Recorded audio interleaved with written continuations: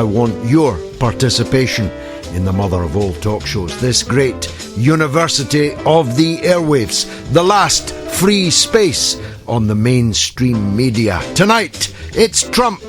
What else could it possibly be?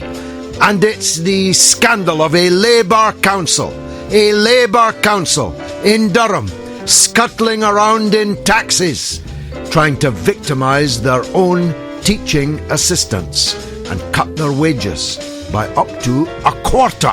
No, I'm not making that up. And the scandal in Britain's prisons, the most dangerous place in Britain to be this evening. Well, the children are in need. We know that because the begging bowl is out for our poor, suffering children. It was perhaps, therefore, not the best day to announce that we were giving £369 million to Her Majesty the Queen for the refurbishment of just one of her many palaces. A 66% increase in the royal budget. Undebated, unvoted upon here in Britain's democracy. And Children in Need, of course, is on the BBC, where they pay their presenters, in some cases, millions of pounds per year without asking us for permission either, even though we have to pay for it on pain of imprisonment. Just one! Jeremy Vine, a man I quite like, actually. A DJ gets £800,000 of your money through the licence fee, which if you don't pay, you will go to prison. Just saying, Jeremy. Just saying, BBC. But we'll not be fixing our attentions to those issues this evening because there is so much else to talk about. The most dangerous place in Britain this night and any night is inside one of the very same Her Majesty's prisons. Now, don't get me wrong. I'm concerned about prisons and prisoners not because I'm a liberal, which I assure you I ain't, but because the state of our prisons is a volcano waiting to erupt and scald all of us, and not just financially. In Pentonville Prison, built for the prisoners of the Napoleonic War, yes, dear listeners of a younger year, that was around 1815, is so full of holes that prisoners inside are making more money from crime than they were making outside. They're burning holes in the nets that stop things being thrown over the wall. Holes are being blasted in the wall. Drugs, plenty of drugs, and even weapons and jailbreaking equipment is coming in like a tidal wave, and nobody is doing anything to stop it. The prison officers cannot, because there are not enough of them, and the government has just secured legal sanction for stopping the prison officers, the thin blue line that stand between us and those inside, from taking industrial action to defend their jobs, their living standards, and above all, their numbers. So what happens? The prison officers must, by definition, have to evacuate space which they would otherwise occupy. And who fills that space? The criminal gangs. You know, if you are a prisoner who is not a violent gangster, you must live your life in absolute terror. In terror, not from the stereotype of the brutal warder, but from your fellow prisoners. And soon everyone will have to be either in the violent gang or will have to bend the knee to the violent gang, have to become a customer to the violent gangsters inside the jails. So we'll be talking to Glyn Travis, an old friend of mine from the Prison Officers Association, about the scandal of how our prison officers are being treated, and even worse, if he'll forgive me saying so, how bad the situation is in prison. You see, I'm in favour of sending criminals to prison. I'd send more of them to prison for longer. But I would spend time in the prison making sure that the prisoner that I was handling, that I was dealing with, would not be back in the prison a year later, would not be back in the prison because of recidivist criminal constant re-offending. Now, all of that you would have thought was self-evident.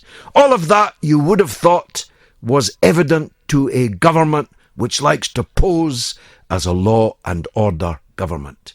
Yet the Tories have systematically lost the support of police officers, of fire service officers, of emergency services, and now of the prison officers themselves. It's a major scandal, and no one else is going to pay attention to it. But we will here on the mother of all talk shows. Now, Donald Trump is ensconced in Trump Tower, a golden tower dedicated to avarice, greed, and vulgarity, just like Donald Trump himself. Donald Trump is the new president of the United States of America. He's currently considering a gallery of the most grisly, wicked, and stupid individuals in the land for places in his transition team and ultimately in his cabinet. It seems to me daily less credible that Trump's campaign policies of a left-wing economic strategy to the left of FDR, to the left of any American president, can possibly be delivered through a prism, not a prison, but a prism of neocon fanatics from the worst and most extreme organizations on the planet, the Heritage Foundation, and many, many others. If he really makes John Bolton the Secretary of State, then it's a mushroom cloud waiting to happen. A man dedicated to war against Russia, against Iran, and goodness knows who else. Now, it may be that none of these people get the gig. It may be that all of these are kites being flown to frighten us, so that the resulting appointments seem all the more reasonable. I hope so. But I'm worried in case it's not.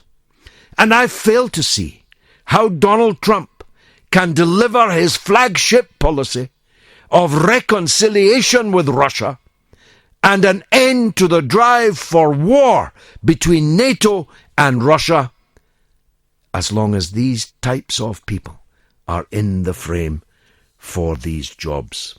Meanwhile, fears of racism and extremism in the United States continue to mount. Now, nobody should look at the last 8 years, or the 8 years before it, or the 8 years before that, through rose-coloured spectacles. The big question is, will more black men be gunned down on the streets of the United States under President Trump than were gunned down under President Barack Obama? Will more Muslims be killed in the world by President Trump than were killed by President Barack Hussein Obama. The question is, will more black men be incarcerated in America's foul swamp of a prison system than were incarcerated under the presidency of Bill Clinton? All of that I'm going to be discussing with the redoubtable, indefatigable Charlie Wolf, a Republican abroad. It's all coming up here on the mother of all talk shows. Now, I spoke earlier about the crisis in Britain's prisons, the most dangerous places in the whole country, and that's saying something.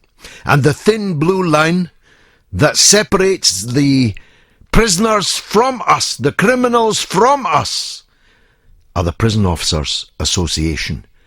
And that's who the government are victimising as whipping boys in the face of this great crisis. And their leader, I'm glad to say, joins us this evening on the mother of all talk shows, Glyn Travis of the POA. Welcome to the show. Good evening, George. How are you? I'm good, Glyn. Nice to talk to you again. Now, I can just say, George, that you've just quite overstated my status within the union, but I'm certainly...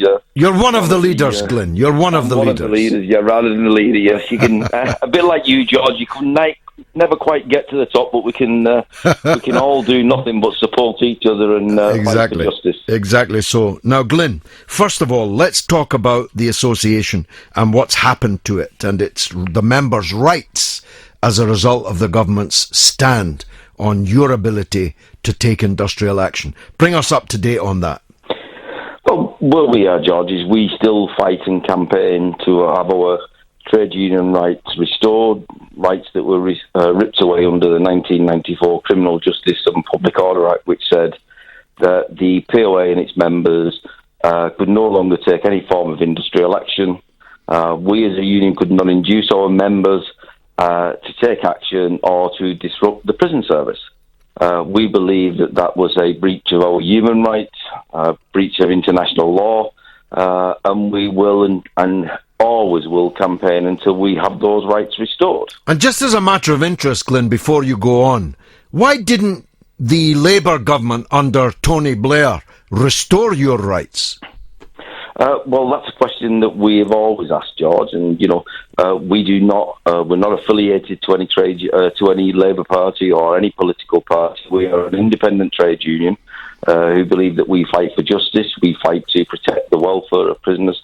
And why Tony Blair, having promised to restore our rights in 1997, failed to do so is a question that only, I suppose, Tony Blair and the government of the day can answer. So what happened then?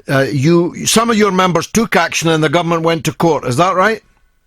That's basically where we are, George. I mean, if you're talking about the 15th of November, what we have been doing for many, many years is we've been fighting the savage cuts that have affected the prison service, the incessant trend of violence and drugs and mobile phones, and basically anarchy within the prison service.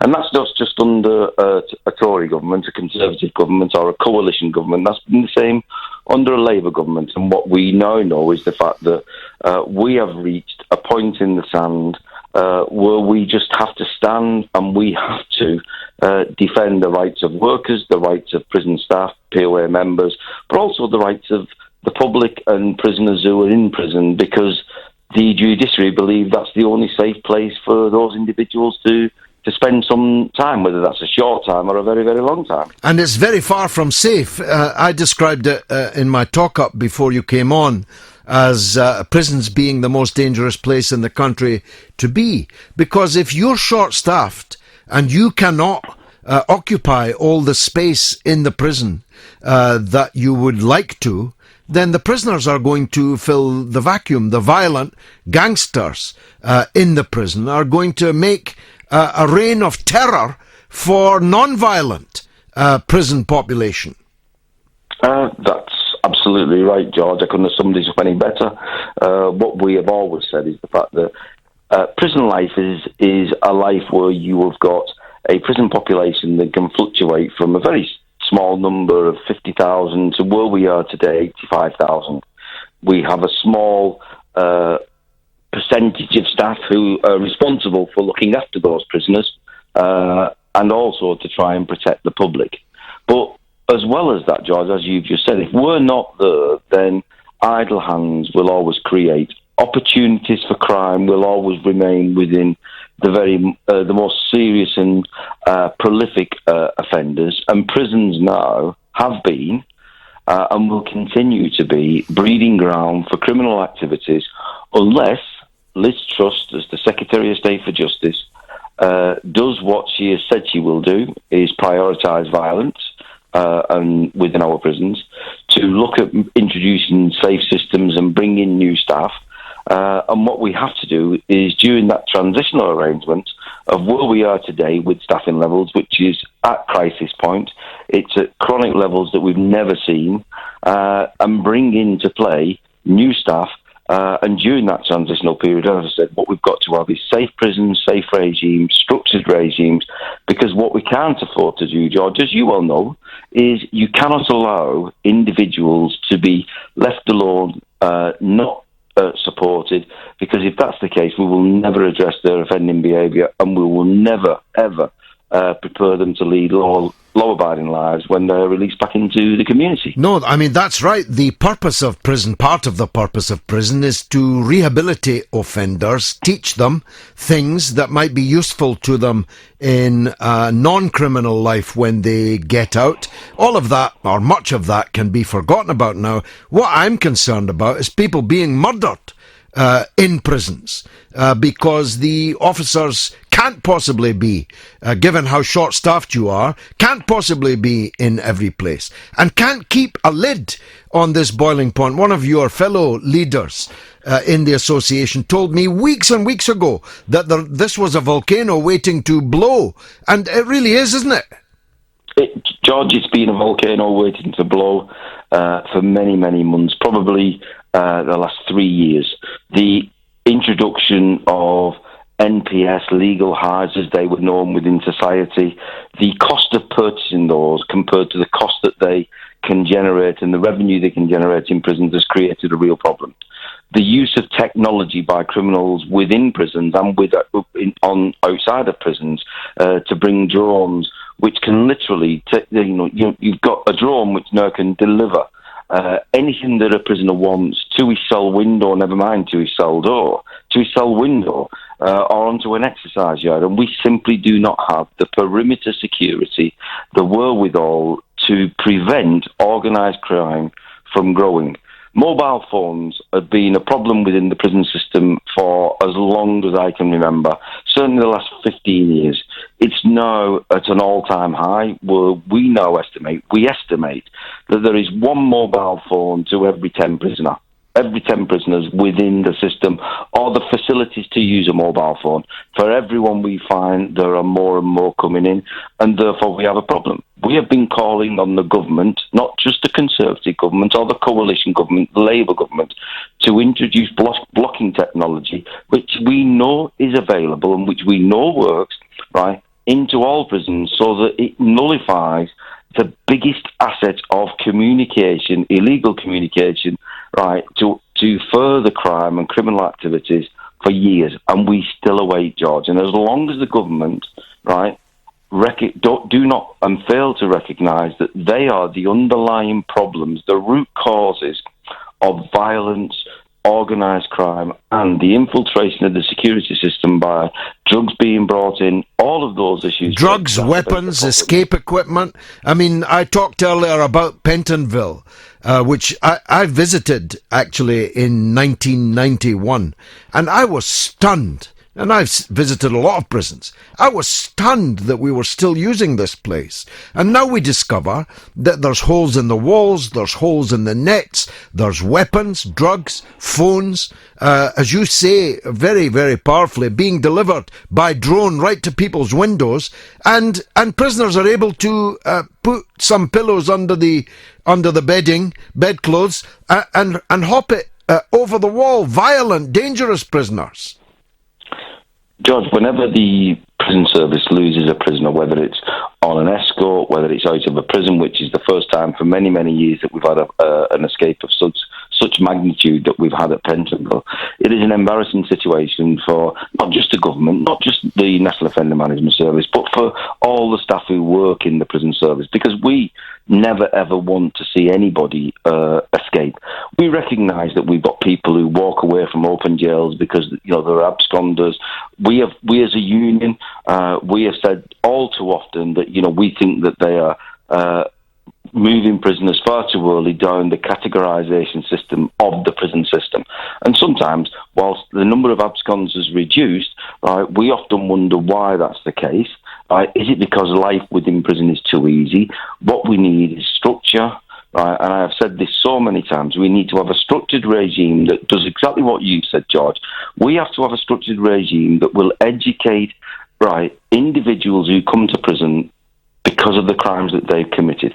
Educate them so that they can come back into society and provide society with a service. We used to and still can deliver bricklaying courses, plastering courses, plumbing courses, electrician courses, basic education courses, teach people to read and write, the fundamental principles that our children live on. And yet, all too often, we know that a lot of prisoners who come in don't have those rights because society and their local community has failed them. So this is a bigger problem than just prisons, George. But you're right.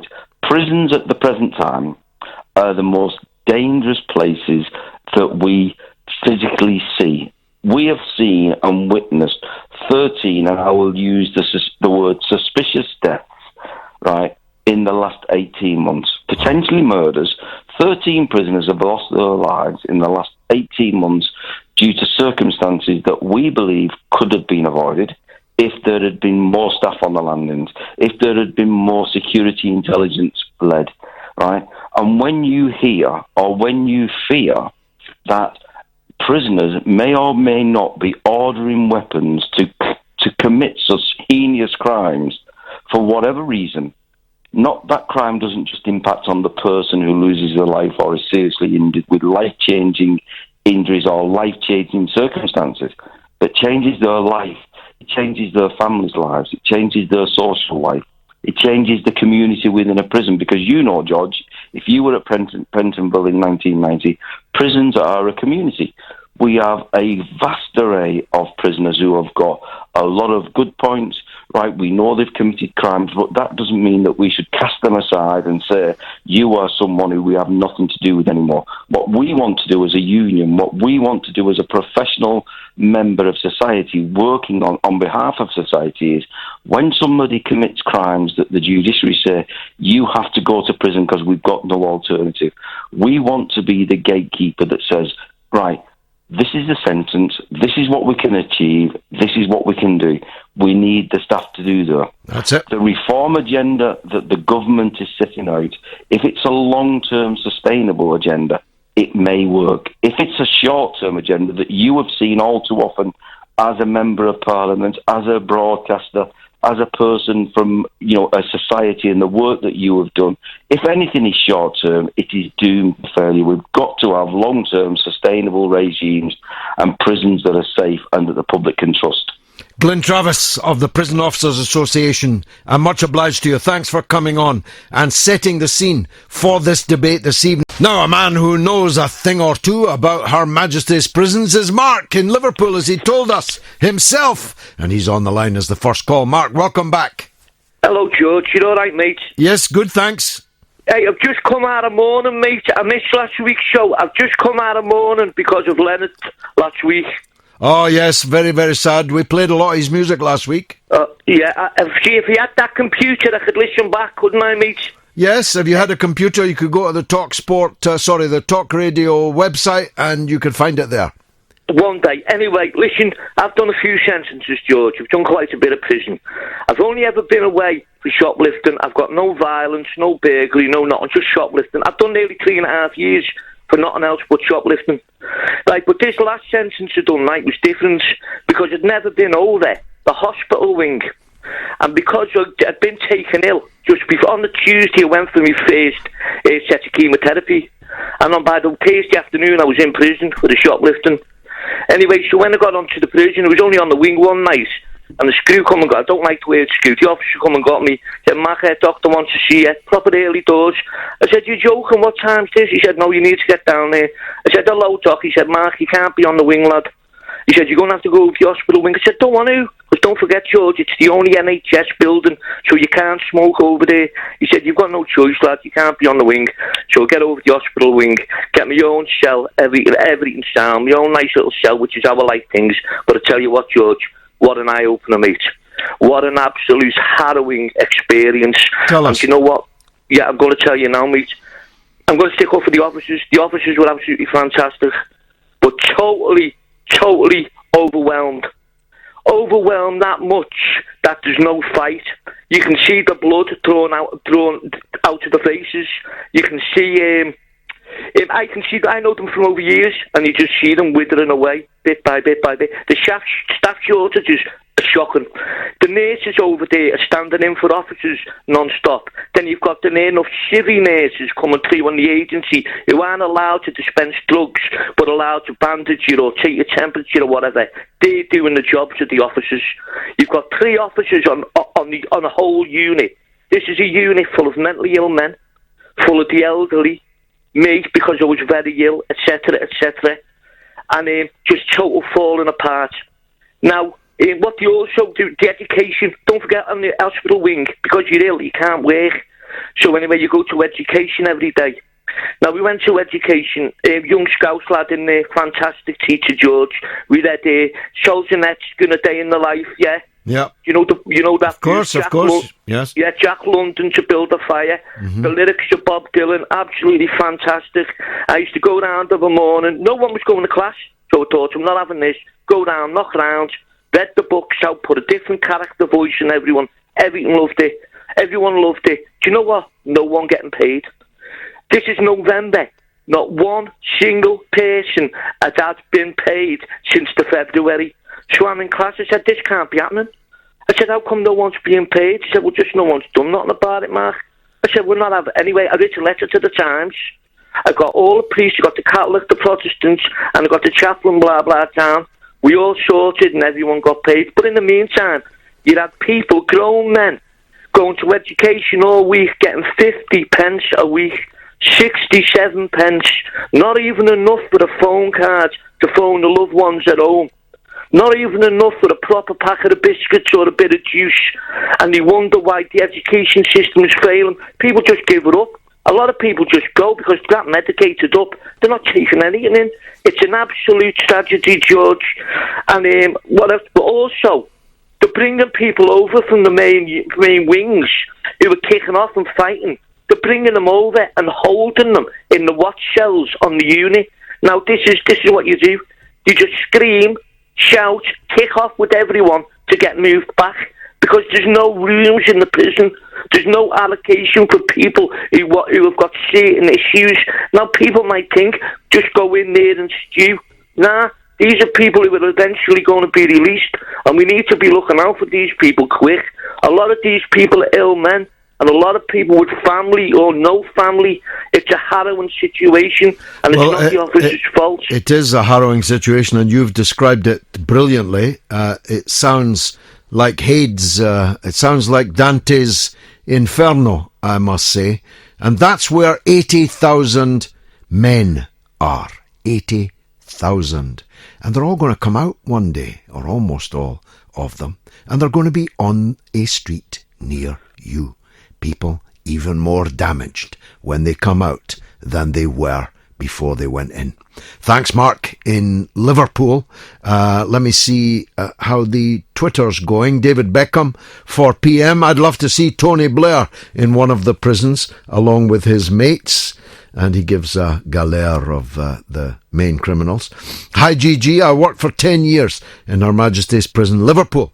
Many inmates were mentally ill. Many could not read and write. That's absolutely for sure. David again says, prisons won't be fixed by the Tories. They can't even fix the outside world. And Jay McDermott says, so what is your vision? Would you have preferred a Hillary Clinton victory or someone else? Well, I'm not happy that Donald Trump is the President of the United States, but I'm very happy that Hillary Clinton is not. Kerry B says, now, George, Mr. Trump has had Trump Tower a very long time, and he has earned it. What's the problem? Well, I didn't say he hadn't earned it, or that he hadn't had it a very long time. I've stayed in the Trump Hotel on Central Park. All I said was that it was vulgar and garish, just like him. And who will contradict that? Jan Oscar Hansen says Obama looked un-American. Trump looks like the real thing. Well, I don't know what un-American looks like. And I don't know if Trump is the real thing. We'll need to wait and see on that. Simon Legree says perhaps if the regime was more harsh, hard labour, reoffending would fall and sentences could be reduced. That's signed Simon Legree, 1872, I think. Coming up later in the programme, we've got Marilyn Hawes, the founder and director of Enough Abuse UK. And the story is the almost unbelievable story of the independent inquiry into child sexual abuse. You can hardly believe the facts of this story, which took another dreadful turn today. And after Marilyn, there will be Gillian Iverson, Vice President of County Durham's Teaching Assistants Activists Committee. You'll recall I spoke about the scandal of the local council, Durham Council's treatment of its own staff, its own teaching assistants. Now, on the subject of prisons, Ken in Newcastle is on the line, so let's hear him. Ken, go ahead, sir. Good evening, George. It's your old pal here, Ken from Inverness. You remember me? Ken from the Highlands. I take my hat off to you. I've appealed over the airwaves so many times. Anybody heard about Ken? I'm so glad that you're still alive and kicking. And you're in Newcastle now, are you? Pardon? You're in Newcastle now. Yes, I'm in the Newcastle area, George, and it's wonderful to hear your voice and be allowed to speak to you. I appreciate it very much. You're most welcome. I really mean that. Go ahead. Right, and now regarding this very, very important situation of the troubles in prison, George, this is my proposition. I've got a friend right now up in the Preston area who goes he's a Christian friend, he's a lay preacher. He goes in every week to preach in the prisons up in that area. And he teaches a Bible class to the prisoners, and he finds a great interest. Now, this is my proposition, George. A daily compulsory Bible study should be established in every prison, and it should be followed every 2 months by a straightforward type of questionnaire thing. And those who partake in the Bible study, they should be allowed some time reprieve in their sentences to encourage them to take part. The Apostle Paul was a murderer. God saved them and changed them. Moses was a murderer. God saved them and changed them. King David was a murderer, and God used King David. Now, what I believe we need, George, in the prisons is the teaching of the gospel, that God loves us, that Christ died for our sins, every sinner, including the prisoner, and to tell the prisoners there is grace, mercy offered to every truly repentant sinner if we'll only believe in Jesus. This is the good news for every one of us, but we're talking here in particular, George, about the prisoners right now. They are sad, they are lonely, they are angry, they are mad, they need help, and God wants to help them. Christ died for every sinner, George. And I've got many Christian friends who one time were very tough, even violent, situational types of prison sentences they had went through, changed, taken out of drugs instantly, heroin, addiction. They are now serving Jesus, they're living in peace, and they're promoting good news and love and mercy wherever they go by the grace of God. So I'm not talking nonsense here. I know this can happen. It's wonderful. I love Jesus just as you do. We come at it from a different angle, as you know, but I love Jesus, and I think that prisoners could find much in the Bible. I doubt if you could force people to do it, but you did make the point that you could put a carrot rather than a stick in terms of remission and so on. Of course, there are many people in the prison system who are not interested, sadly, in religion. There are also many people who are devotees of other religions. So you couldn't force any of those. But you're right in much of what you said, I think. That here, George. Yes, go on. Look, George, the situation is so bad. We need to do something extraordinary. My friend who preached, and I've preached in a prison before, and the people were very, very interested, because I told them my life as a sinner and how God can change me. This is a wonderful opportunity. I believe there is power in the gospel of Jesus Christ. He can change lives. He can work miracles. He can rehabilitate right to the inner core of the human spirit and change a man's heart, his thinking, his mindset, his motives. He can change them, George. Any man that is in Christ Jesus is a new creation. I know many. I had a pastor who one time was a hardcore heroin addict in Albuquerque, New Mexico. He was a gun totter. He was the hard man in the squad, and he was instantly delivered from heroin addiction by the grace of God when he heard the gospel. He became a born-again Christian. He was sent to, instead of being sentenced to jail for dangerous activities, he was sentenced to a Bible college. And through that, he got converted, and he became a pastor. And the last time I heard of him, he was over doing missionary work in India. This is a man I knew, and he was such a wonderful man, but his life before it, George, was full of crime and evil. But when he turned to God, the grace of God through Christ, something wonderful happened. And I know it happened in my life, and what I'm suggesting here, George, it's so important, it should be made compulsory, but there should be a carrot at the end. Those who partake in it reprieve some time off of their sentence if they behave well, because... Well, there's much rejoicing in heaven that Ken in the Highlands is back in my life and in your life, even if he's now Ken in Newcastle. And as you can see, he hasn't lost any of that good old time religion. Ryan in Lewisham wants to talk about a different subject, namely Donald Trump. Ryan, welcome. Hi, George. Great to talk to you. How are you? I'm good. Thank you very much. Go ahead.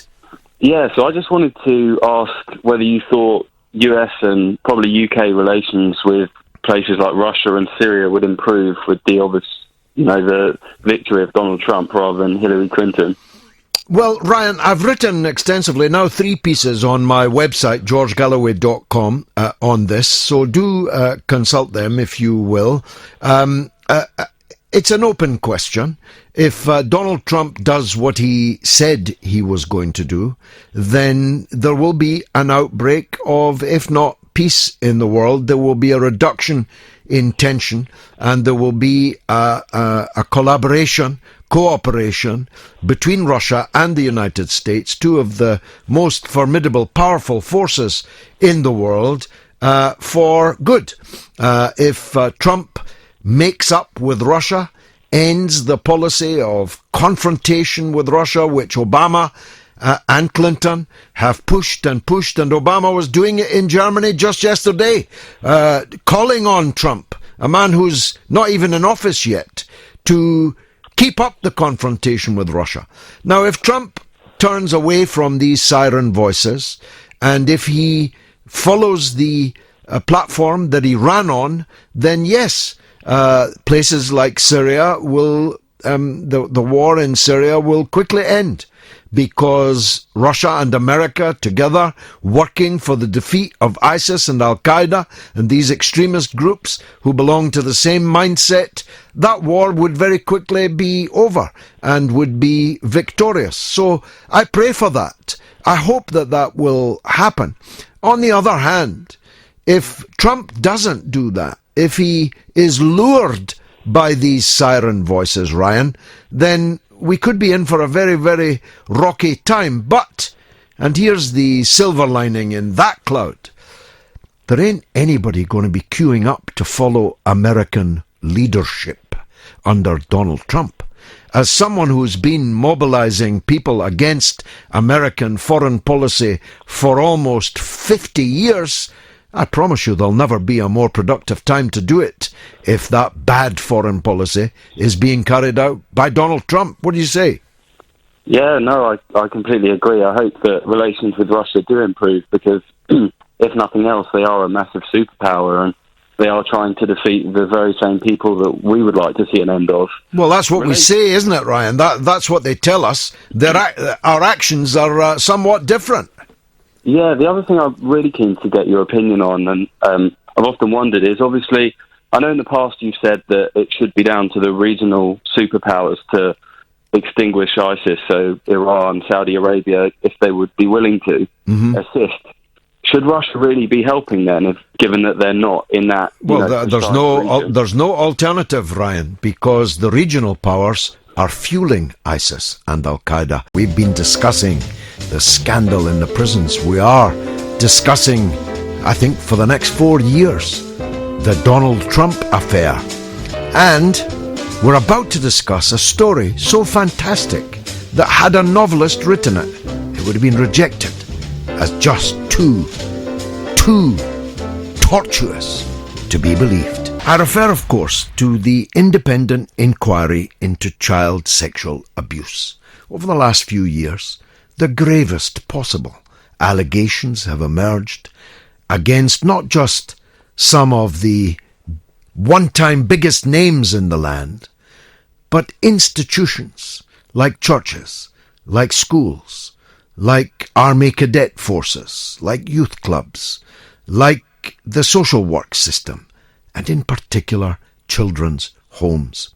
So grave was the scandal of the information and allegation that were beginning to seep more and more, even into the mainstream media, that an inquiry was set up. Since then, chaos could not possibly be a strong enough word to describe what has happened. Shirley Oakes, the spokesperson of which has regularly been on this show, today pulled out of the inquiry and will no longer cooperate with it.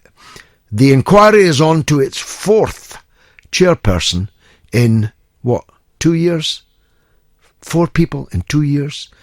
Their senior lawyers have resigned. And today, in Parliament, Chuka Umunna, not an unimportant member of Parliament, said that he had no confidence in the current chair's ability to chair the inquiry. Quite serious. And though Theresa May said she still had full confidence in the chairperson of the inquiry, it seems to me it can only be a matter of time before yet another change at the head of that inquiry is brought forth. So, who better to talk to about this but Marilyn Hawes, founder and director of Enough Abuse UK. Hello. Marilyn, welcome to the show. Tell us your feelings this evening now that the inquiry seems to be in a state of total disarray. It may be that this chaos is deliberately induced in order to make everyone lose patience with it and pull the plug on it, thus leaving all the guilty unexposed. That's perfectly possible. That would be the conspiracy theory behind it. But in my long public life, I must tell you that the cock-up theory is more likely. It's more likely that this has just been one blunder after another. We've had people sent packing because they were having long lunches and saying very injudicious things during and after them. We've had lawyers resign in mysterious circumstances. And now the representatives of 600 victims, mainly in the children's home sector, 600 victims, have walked away and will no longer participate in the inquiry. That could be the gravest blow yet to its credibility. Marlon Hawes is back on the line now. Marlon, welcome to the show. What's your feelings this evening? Mixed, really, because we started this inquiry. We can't really end it because that would be horrendous for those survivors. And when I say survivors, let's bear in mind some people don't survive. You know, adults abused as children are 12 times more likely to try to take their own life, and 1 in 10 succeed. And for many, they're looking down that dark pit every day. If the inquiry was now stopped, I think that would be catastrophic for those people that are still stuck with it. I also can understand, though, why the 600 who were brutally treated in Lambeth want to pull out, because do they believe in it? You know, the whole thing is a mess. I don't know what the option is. I don't agree with Mr. Stevenson when he actually sort of castigates Alexis J. She is the one person who actually put her neck on the line and her head above the parapet and drove through the problems in Rotherham, and she risked a lot to do that. And I think she has got what it takes, personally, to actually sort of deal with it appropriately. I would love to know what the dynamic is that goes on in the inquiry, and it's almost getting to the point where the inquiry needs an inquiry. Well, heaven forfend, don't suggest it, because that might happen. The Shirley Oak survivors have no confidence in Jay. No, I understand. Let me continue. Chuka Amuna has no confidence, and he's a member of the committee and quite a senior parliamentarian. And though Theresa May is clinging on, she could hardly do anything else. Isn't the problem that Jay is a person from the social work field, social work background, for decades, and so many of the abuses, alleged crimes, were committed within the social work industry, and therefore to have a senior social worker preside over the inquiry. But then you could say the same thing about having barristers and senior lawyers and judges. If you're looking at what went on in Westminster, or allegedly went on in Westminster, you're looking at investigating the establishment, and the same thing is true. There is no perfect answer here. There's no perfect. The injustice was it ever happened in the first place. Well, there's no perfect answer, but this answer appears to have few friends. You're one of them, and I'd be interested to hear why. Well, tell me why. Go on. I'm not a friend of it. I don't see what the option is. I really, on what grounds, how many leaders of this have we now had? Alexis J is new to it. She's been critiqued from the moment she got in there, and I just think we have to get behind it. I'm not a friend of it at all. I absolutely understand why 600 people have pulled out, because, you know, the people who are affected by this crime, and I hate the word survivor, because I just think it's a tidy little package to wrap up an unholy mess. And they've emotionally invested so much into this, and I absolutely can understand the survivors. I can understand where the Shirley Oaks people are coming from. But I don't know what the option is, because for the other people that are not doing what Shirley Oaks have done, where does that leave them if it was to collapse with yet another person coming in to be? And how do we know the next one's only going to be better than the last one? Well, let's try someone. Let's try someone from outside the establishment. What about Michael Mansfield QC? Oh, well, yeah, absolutely. Now you're talking. I think it's a great shame he wasn't, and he would have been my personal choice. Well, you and I have found a rare moment of agreement. Let's push for that. He is an eminent Queen's Counsel, but he's also absolutely outside of the establishment. In fact, he would have been my first choice. I absolutely I have to agree with you. I think the whole thing is a mess. I'll tell you what worries me is the truth ever going to be discovered? Because at the end of the day, the whole thing about this is supposed to be transparency. I personally don't believe that will ever happen.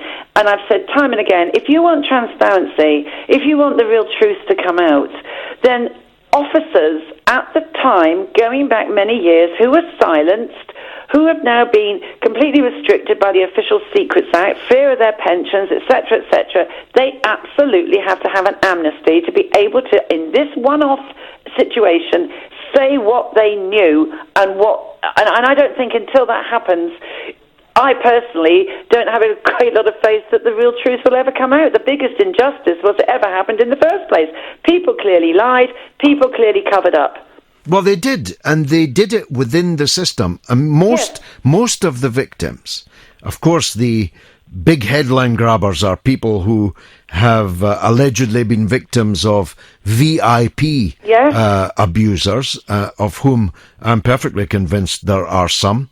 Me too. But most of them were abused within the system, within children's homes, within orphanages, within young offenders institutions. Yeah, I know. Yeah.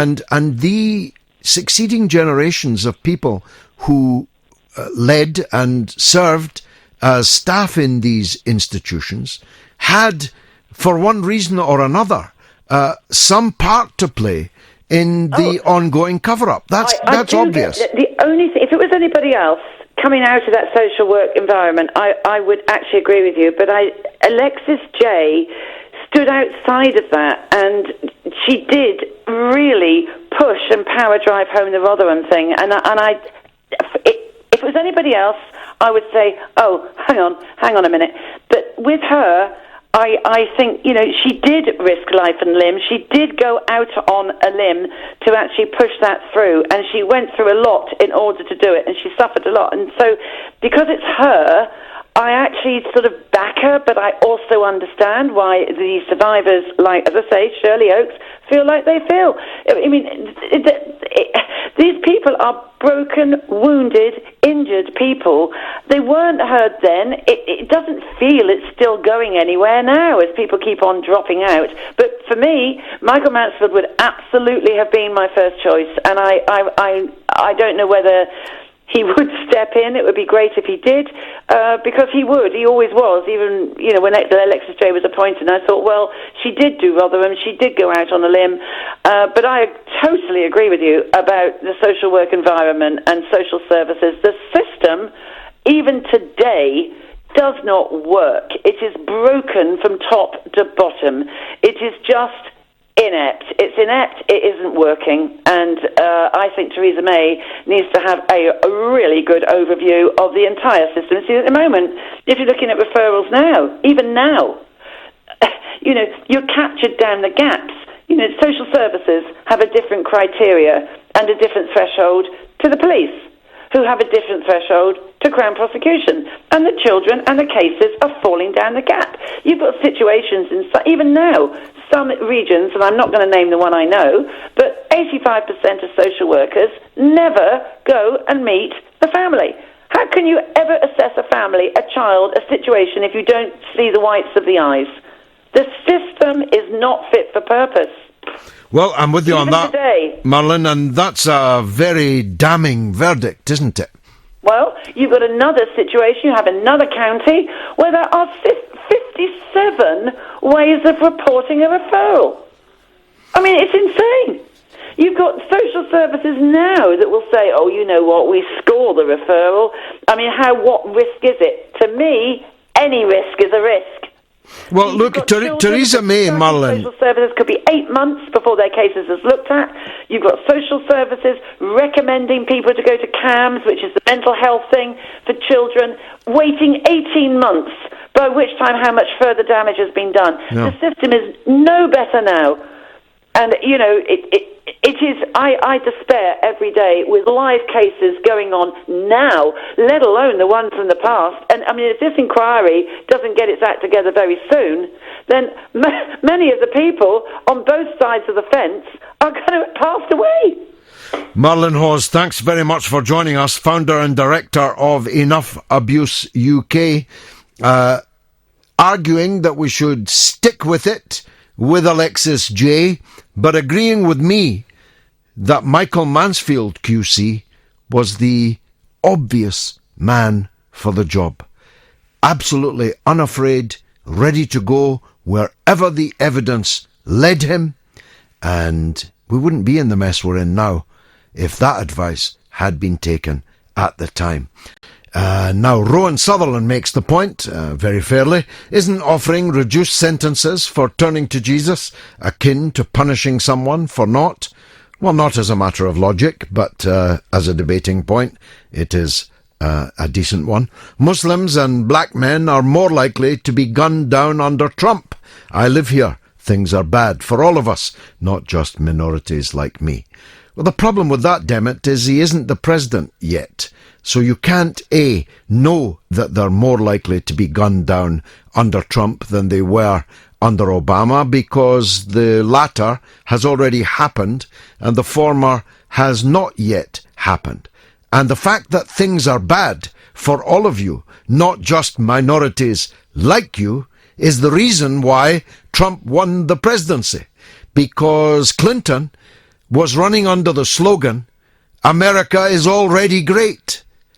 When Trump said, let's make America great again, she said America is already great. Well, as she found out, for 60 million plus Americans, well, they just didn't agree.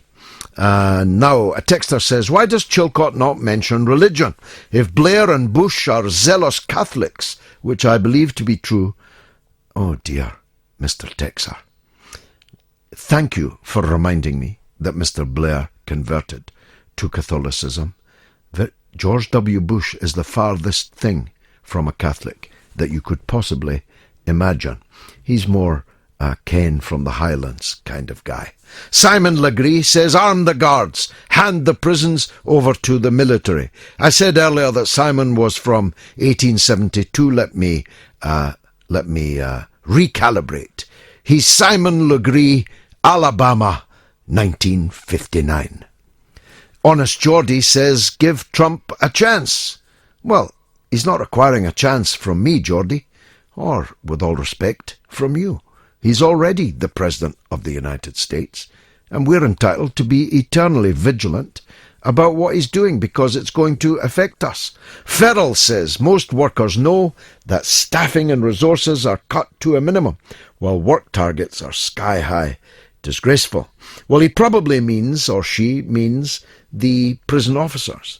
But it gives me a useful cue to mention that coming up after the next break is Gillian Iverson, the Vice President of the County Durham Teaching Assistants Activists Committee. There you have a situation where a Labour council has effectively fired its teaching assistants and then rehired them on a vastly reduced salary. What a spectacle. And with local elections coming up in May, I'm not sure it's going to profit them much. Justin Hesford says, how can someone advocate for draconian punishment when crime is related to poverty, mental health, education and wealth distribution? Well, you're a splendid liberal, Justin, I must say. Not all crime is a result of poverty or mental health or poor education or maldistribution of wealth. Some crime is committed because there are bad people in the world. There are wicked people in the world. There are evil people in the world. Sometimes they even achieve political power. But when your house is broken into, your car is stolen, your child is harmed, then that kind of liberalism doesn't really cut it, Justin. There are people who should be in prison. There are lots of people in prison who should be in hospital, who should be getting care for the mental health problems that they have. But in as much as they are in prison, we better make sure that the prison isn't a hellhole that's going to make their mental health problems even worse. Because when they come out, it might not just be themselves that they harm. And Mr. Trotsky says the real crime is that our prisons are filled with victims and our establishment is stuffed full with criminals. Now, of course, our establishment is stuffed full of criminals, but that doesn't mean that our prisons are filled with victims. If you had been on the receiving end, I give you a personal example of a politically motivated, violent assault that left you in hospital, Mr. Trotsky. A politically motivated, violent assault by a person with a good education from a white-collar job and a white-collar background. You'd be wishing, as I did, that he went to prison for a bit longer than he actually did. Jim the Brexiteer says the SNP made a mistake with Trump, but not like leaving the UK to join the EU and calling it freedom. The whole world laughed. Indeed. Sherbet Dip says this is what happens when you have embraced political correctness for the past 30 years or so. The criminals take over. The criminals are taking over not because of political correctness, but because a Tory government has left our prison officers so fantastically understaffed that they cannot possibly command the space in the prison that's required to stop some prisoners murdering other prisoners, to stop organised crime, rackets, booming in the jail, so that some criminals are making more money from crime behind bars than they were outside the prison. A Tory government that has left holes literally in the walls and has deprived the thin blue line of the right to protect themselves as a bona fide trade union, as any other group of workers or most other groups of workers have the right to do. So look, just because I'm not a liberal, don't serve up your reactionary tripe to me, please. Justin is back again. People need to understand morality in itself, not as a decree from God. Yes. And Sherbet Dip's back again. Oh no, it's the same one. A Grumpy Sourbake, what wonderful names, says prison no longer works. Bring back Michael Howard. Yeah, right. It worked then, didn't it? Ford says this is the problem. Every government thinks short term. NHS, Department of Work and Pensions, prisons, transport, water, jobs, tax, housing, and the environment. Oh, not this Justin again. For goodness sake, can you not get rid of him? He's like a bad penny. Robert Smith says the obvious course of action is to keep prisoners locked up until they're prepared to behave. Ah, that'll work, Robert. Worked in centuries gone by, didn't it? Am I wrong, asks texter Kevin, in thinking that Turkey could be a big problem that doesn't seem to be mentioned? Well, it's mentioned often by me, if you're talking about the Republic of Turkey, rather than the forthcoming slaughter of the turkeys for Christmas dinner. Now, we'll be talking shortly to Gillian Iveson of the County Durham Teaching Assistants Activists Committee. They're about to have their second strike against the shameful behaviour of their employer, a Labour council. Anti-war never Hillary tweets, President Trump will have to decide between the neocons and rebuilding America. There is simply no money for both. And Leachy says if Trump discards the chaotic policy of regime change that Western governments have pursued, it should be applauded. Well, Leachy, I'm already applauding it. I just hope that it happens. Jan says, maybe I'm too cynical, but I think that the establishment has a lot to hide, and Mr. Mansfield would get to the truth. Well, I know Michael Mansfield QC extremely well and for many decades. There is no person on these islands more absolutely indefatigable in the pursuit of the truth and justice than Michael Mansfield. That's probably why he didn't get the job. Don Edgley says no comment on the pro-Putin warmongers though. Do say more, Don. Call me up and have a go if you think you're hard enough. I'm not even sure what that tweet even meant. I support Donald Trump's proposal to hold out an olive branch to the government of Russia.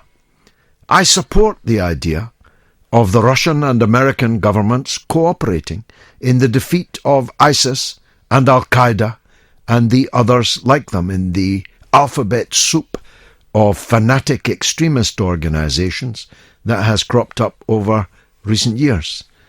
Why would that be exceptionable?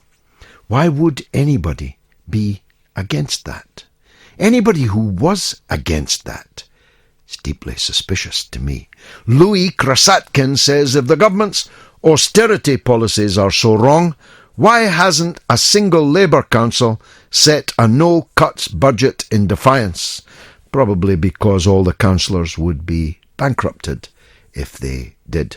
Now, we're having trouble, I think, getting Gillian Iveson onto the telephone, which is a great pity, because I've wanted to discuss this issue for some weeks, because it illustrates the point that has long been known, that sometimes the worst employers are the people who wear the red ties and call themselves Labour. And Durham Council appear to be amongst that gallery. Gillian Iveson, the Vice President of the County Durham Teaching Assistants Activist Committee, is now on the line. Good evening, Gillian. Thanks for joining us. Good evening, George. Now, I've followed this dispute from the very beginning, as you possibly know, but many of our listeners will be hearing about it for the first time. So would you talk us through the story from the beginning? Yeah, well, basically, a lot of us have worked for a number of years. Myself, I've worked for 30 years under the same contract. And last November, Durham Council decided that we are not worth the money that we have signed and agreed to on our salaries. We were agreed to work for a set number of hours, for a set number of weeks, for a set salary. And they've said, oh, sorry, no, we're going to have to take it away from you. Don't worry, though, you'll lose 23% of your salary. But if you work an extra 5 hours a week, it's only 10% of your salary. So that's okay then, isn't it, girls? And basically we've said, no, that is not okay. And because they can't now push through that without our agreement, they have decided to sack us all on New Year's Eve. So we're currently working under notice, waiting for New Year's Eve when we're sacked. Happy New Year from your Labour Council in County Durham. It was their proposal was illegal, wasn't it? I would think so, yes. I mean, you sign a contract, you expect to be paid the contractual salary, yeah. I don't get the problem in it. They've decided that they offered us an hourly rate in 2012. They're now reducing that hourly rate. They said that rate included for 52 weeks' pay. It really didn't. It included 195 days' pay, and they paid over 12 months. That is totally different to being paid 52 weeks of the year. Now, which union are the assistants in, and is the union fully backing you? Well, the teaching assistants were split over 4 unions. Unite the Union had 1 member. Now, they've accepted. GMB had approximately 200 members, and they voted marginally to accept. Unison has 1,700 members. They voted massively to reject, and they've got the biggest ever strike mandate that Unison have had. 93% of workers have been driven to strike. ATL also had a 91% vote to strike. So basically we've got about 1,900 teaching assistants who had their first strike 2 days last week. We had an absolute massive rally outside County Hall with about 1,500 protesting. And don't the councillors realise that they may be signing their own political death warrants by picking on a group of workers who could scarcely be more popular with the public? Yeah, I don't think they expected the level of public support. I think they thought we'd just take it quietly. But no, we shout it all. We've got massive public support. We've got a Twitterati team who spread the word throughout the country to every union. We've got teams of lions who travel around the country, and we're getting the word out there that they cannot treat their employees this way. And what about the local MPs? Have they not tried to intervene? I would if I was a local MP. Yeah, certainly. Some of them have been a little bit supportive. when you meet them, they do sort of, oh, this is shocking, yeah, we'll take it to council. But nothing's come back yet. I mean, we met Jeremy Corbyn. I met him the night before Durham Gala. He was horrified. He stood up and told them they needed to get it sorted. There is a simple way. They can regrade. Now, that's been proved today in Derby. Derby Council have had the same situation. They're the only two councils in the country to have done this. And Derby have been fighting alongside us for a year now. They've said they will regrade the lowest level TAs only in Derby, which leaves the rest of them still struggling. Durham Council have said they can't regrade just TAs. It's not fair to everyone else. But yet it's fair to take our agreed salary. We just don't get the equality level there, George. It's not happening. So you've worked there for 30 years and you're being sacked on New Year's Eve. Yeah, I started work in 1986. There's some teaching assistants have worked longer than that. I think there was a lady who worked 37 years. She's now working in Asda. She cannot take the stress any longer. Another friend of mine, 17 years, she's now working as an NHS call handler. It's just the lack of experience that Durham Council are going to lose in their schools. But yet they say every child matters. Some of the dirty tricks that they've done recently is they're telling parents with special needs children to keep them at home during the strike. They've got breakfast clubs running with no food. I saw that. I saw an advert for sport will be provided, but no food.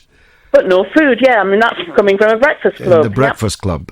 Now, we've got children who've been watching DVDs last week when we were on strike because the teaching assistant support wasn't there for them. Now, how is that not unfair dismissal, legally speaking? After 30 years, your employer unilaterally changes your contract, cuts your wages by 23%, and then sacks you because you don't accept it. How is that not unfair dismissal? We think it is unfair dismissal. However, there's a little clause in a contract which an employee can dismiss you for some other substantial reason. And they claim that there's a risk of equal pay claims from other council members. So we said, OK, how many claims have Durham had using a TA as a comparator? Well, none. So we said, well, do you know how many's been in the country? And they said, well, none that we know of. But they said there might be, in the future. So we need to either sack you all or force you into poverty. How many workers are they going to sack on New Year's Eve? They said initially 2,700. I think because of teaching assistants, some have moved to other neighbouring authorities where they all pay more. It's about 2,500. So a Labour council on New Year's Eve is going to sack 2,500 teaching assistants for refusing to accept a 23% wage cut. Unbelievable, isn't it, George? Well, I've been in politics a long, long time, and I've never quite heard anything like that. Norman Tebbit and Margaret Thatcher wouldn't have dared to do such a thing to a group of... We'd be proud of Durham Council. To a group of workers who could scarcely be more popular. I know the names of every teaching assistant who ever helped to teach all of my children. And all of my children remember them too. I meet them in the street and they ask me how my children are. It is your colleagues are jewels in the public service crown. And this is how a Labour council is treating you. The parents know. That's why we've got so much parent support. They know over and above what people go from their contracts. They go away on residentials, they stay for parents' evenings, staff meetings, they do the Christmas plays, they're in doing breakfast club. Nobody ever thinks of putting an overtime sheet in. It just doesn't happen. But all that goodwill has now gone. I'm almost speechless, Gillian, to be perfectly honest. I'm glad you weren't. You spoke very well. Thank you very much indeed. Gillian Iveson, Vice President of County Durham's Teaching Assistants Activist Committee, on the eve of their second strike and on the countdown to being dismissed in a mass sacking of 2,500 teaching assistants by a Labour council. Now, if you've got a point of view on that, if you are one of those teaching assistants, if you are affected by this in any way, we want to hear from you. Tonight we are discussing the grotesque and the unbelievable. The unbelievable mess of the child sex abuse inquiry. The unbelievable spectacle of a County Durham where trade unionism was born. A County Durham Labour Council sacking 2,500 teaching assistants on New Year's Eve because they won't accept a 23% cut in their wages. Now, bizarre, grotesque, unbelievable. And we're discussing the prison crisis. So if you're affected by any of these things, if you're a public sector worker who's gone through 5, 6, 7, 8 years without a pay increase at all, as many millions of public sector workers have endured, if you are a teacher, a teaching assistant, a parent whose child is affected by the morale in the teaching industry, in the education system, then I want to hear from you. If you're an ex-prisoner, if you're a prisoner with an illegal mobile telephone delivered to you by drone, direct to your window, take a break from ordering cocaine and call me and tell me what life is like right now behind bars. If you're a prison officer, if you're an ex-prison officer, an ex-prisoner, I want to hear from you. Meanwhile, the wave of Twitter continues. Ford says, why are people blaming political correctness for everything? I always thought it meant treating everyone with respect. Amen. Terry Casey says, prisons in chaos, yet private firms are still taking their profits. Same with the NHS and rail. Indeed so. Alex Wilmot says, Tories are shooting themselves in the foot. Some of them will end up in prison. They should look after the system. Good point. Joe says, you leftists have filled our prisons with jihadi Johns. That's why the prison system is crumbling. We leftists, we filled the prisons with jihadi Johns. Do you mean the jihadi Johns that Mrs. Thatcher and Ronald Reagan armed to the teeth in Afghanistan in the 1980s, who became the Taliban, who became Al-Qaeda?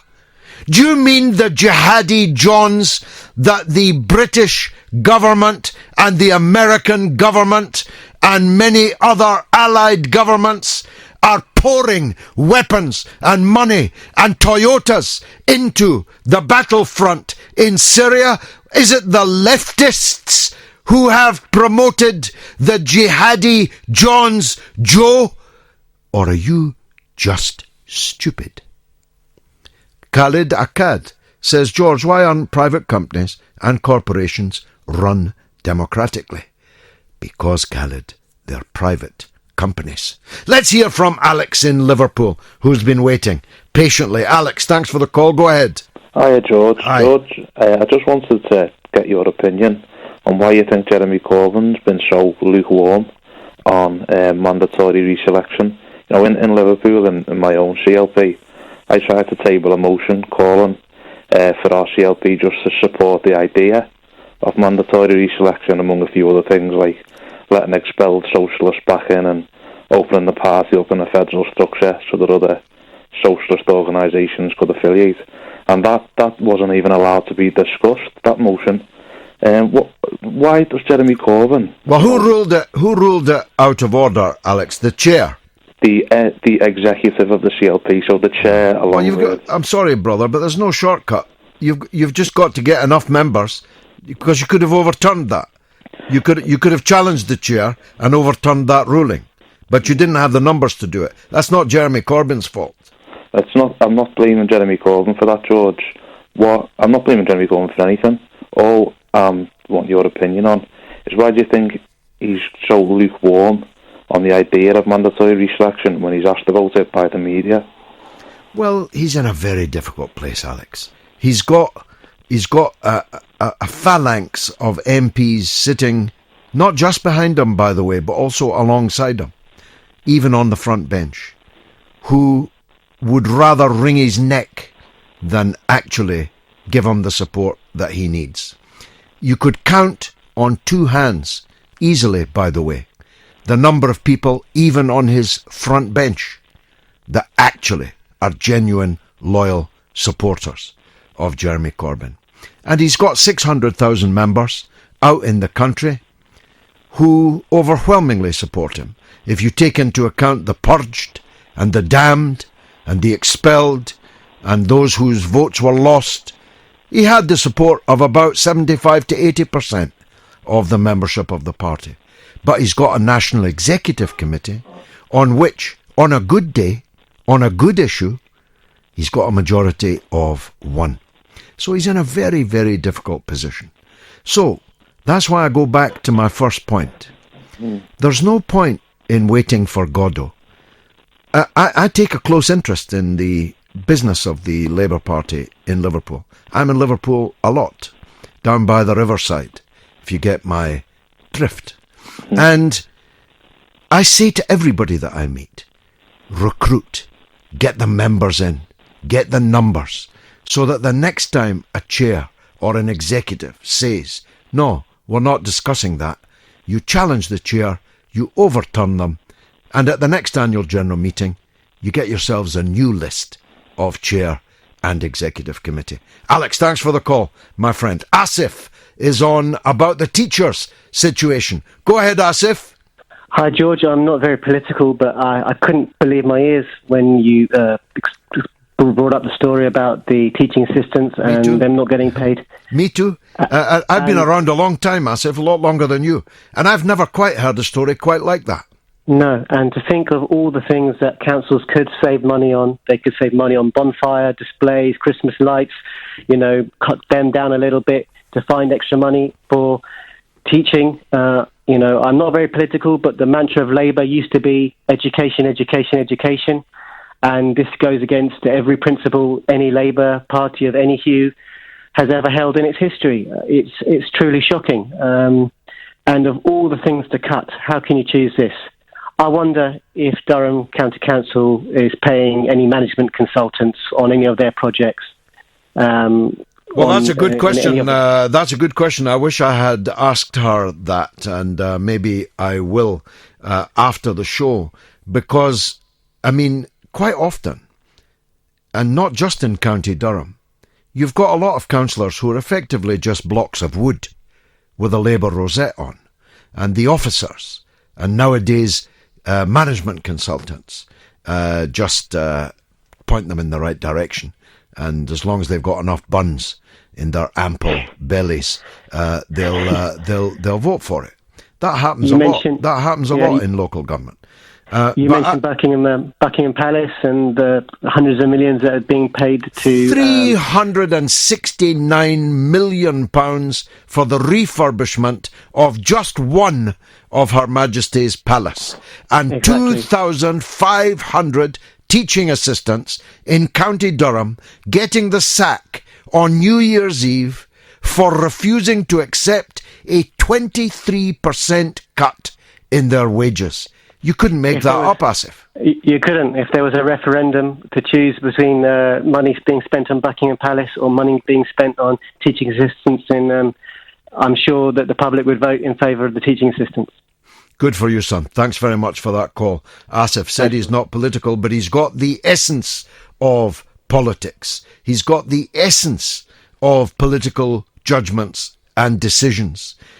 We spend money on things we don't need, that many of us don't want, and we sack people that our children depend on for their education in the classroom. It is an utter scandal, and I say now, over the airwaves, to the Durham Council, get off this disastrous course right now before you pay heavily for it. We've been talking about the scandalous abuse of the teaching assistants in County Durham. 2,500 of whom are going to be sacked on New Year's Eve for refusing to accept a 23% pay cut. We've been talking about the scandal in British prisons, the scandal of the child sex abuse inquiry. And in the next hour, we'll be talking about all of that, plus Donald J. Trump. Now, Paul tweets, I'm not arguing whose fault that it is that prisons are crumbling, but clearly striking would be life-threateningly dangerous. Well, what else can the workers there do? They're not slaves, and their own lives and limbs are in danger and at stake in this volcano that may very well erupt in the ugliest possible way very soon. Phil says, oh my God, even Labour councils are acting like Conservatives. Liverpool's Joe Anderson has called to halve the labour force. And Will Travis says, do you think the Tories' endgame is really to privatise the NHS? Virgin Care, Bupa et al. Look very ready. Ready indeed. Now, we've got an unusual email. Unusual only because we don't get many. It said, did you see the female panellist on Question Time last night? Big SNP supporter, moaning about the Scots independence referendum, moaning about Brexit, then when asked admitted never voted as couldn't make mind up. I couldn't make that up. And Dan makes the very fair point. With just crumbs of support in the last month, Labour has gained 4 points on the Tories. Just think if the whole party had been behind the leader. Now, an old pal of mine and formerly of this parish, who knows, maybe one day back in this parish, is Charlie Wolfe, the redoubtable former head of Republicans abroad, one of those Republicans who remain loyal to the Republican Party's candidate. Unlike most of the grandees of the party, Charlie didn't desert his post, and he argued with me and many others on many a radio and television programme in defence of Donald Trump. So I'm expecting that he'll be a very happy man. Charlie, are you a happy man this evening? Well, I don't know how to be happy. This is the first time it's ever happened. I never get through. Actually, someone tweeted in earlier, John, and said, talking about how Bonnie Greer and I one day had mentioned something about he would never get elected, not to worry. And he says, would you play back the tape? And I said, no, don't worry. It was on Hillary's server, and it got wiped, along with the 33 other thousand appearances I've had. Yeah, very good. Very good. So, yes, now, I'm won, enjoying it, yes. He won, hands down. Fair and square.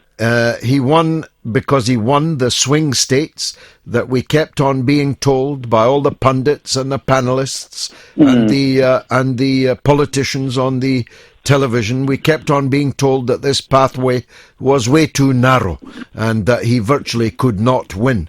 But when he did, what, in your opinion, were the principal reasons why he won? Well, first off, I have to say it was quite an affair going to the embassy party that night, and also there was a humongous, giant party that CNN was holding, and generally the Hillary people, because in London you get the actors and the lovies and the what have you, the only ones who can afford to live here, and they're all Hillary fans. So I think we Trump people were outnumbered something like 10-1 at the embassy.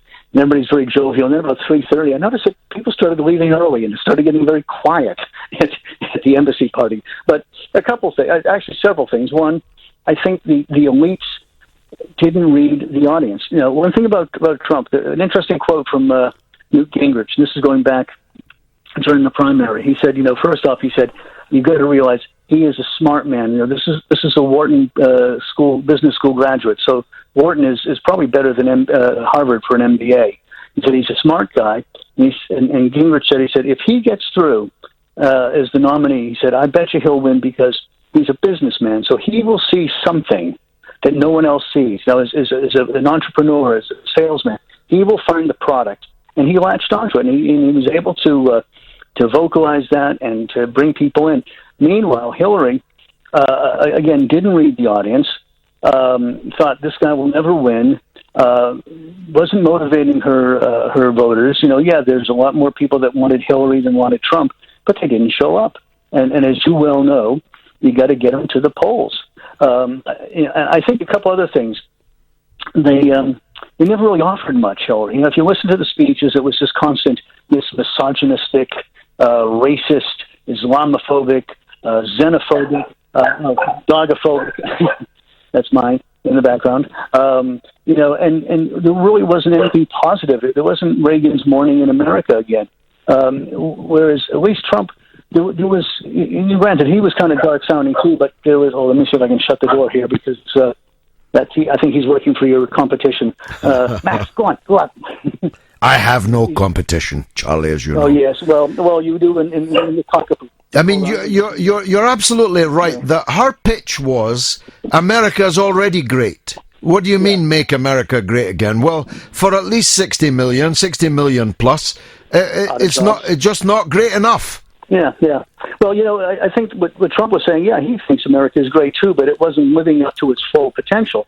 And he said that towards the end. One of his lines was, he said, I want everybody to live to their full potential, to have jobs. And, that's what all of us want. We don't want the government in our way. We just want to go about our business, have a job, have enough money to go to the pub on a Friday if that's your thing. I'm sure you'd even agree with me, as much as everyone here is pro the NHS. If everybody had a job and could afford insurance and whatever, you wouldn't want it. You'd say, I don't want the government in my life. I just want to get on, do my thing, and let governments do what governments do, and just get out of my way and leave me alone. She was talking about expanding this and expanding that. For me, I found her economics didn't work. She was going on about, I've got my plan costed.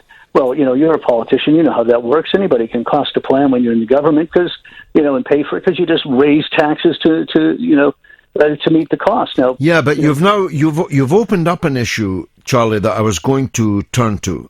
Many of Trump's plans and your politics, or the politics of the Republican Party in Congress, are at odds. I'm sorry to interrupt, just to interject. May not be his, because remember, he's not necessarily a conservative or even a Republican. He's more of a populist. So, but sorry to interrupt. I just wanted to that much is true, and therefore there is a potential contradiction. Let me give you just one example. Trump wants, and it's a very good policy, I heartily approve of it, to re-energize, put back to work those so-called Rust Belt states that he won, that the neoliberal economics of the Clinton era allowed to atrophy and die. He wants to have a massive program of public works.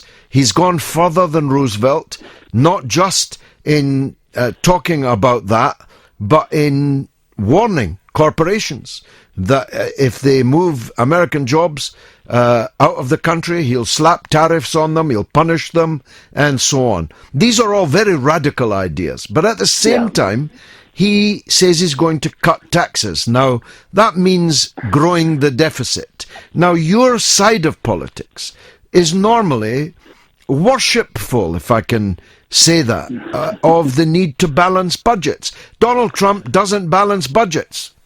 Well, I think what's going to happen is he's more, I think, talking without maybe even realizing the Laffer curve.